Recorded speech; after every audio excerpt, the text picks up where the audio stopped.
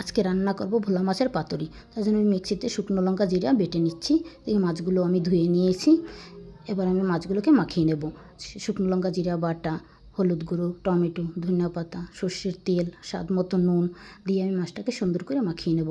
অনেকে হয়তো মাছ পাতুরি খেয়েছো, যারা খাওনি তারা একবার করে খেয়ে দেখবে। মাছগুলো মাখা হয়ে গেছে। পাতায় আমি সর্ষের তেল দিয়ে দিয়েছি। তেলটা লাগিয়ে নেব তো মাছটা লেগে না যায় তার জন্য। আবার লাগানো হয়ে গেছে তেল। এবার মাছগুলো সুন্দর করে সাজিয়ে দিচ্ছি। সাজানো হয়ে গেছে। এদিকে আমি দুটো আলু কুচিয়ে নিয়েছি। একই রকম মাখাবো, টমেটো, ধনিয়া পাতা, সর্ষের তেল, হলুদ, স্বাদ মতো নুন দিয়ে ওটাকে একইভাবে মাখাবো। মাখিয়ে মাছের পাশে দিয়ে দিয়েছি, সুন্দর করে সাজিয়ে দিয়েছি। বা কড়াইয়ের ভিতরে আমি দুটো পাতা দিয়েছি এক্সট্রা, যাতে ওই পাতাটা তাড়াতাড়ি পুড়ে না যায় তার জন্য।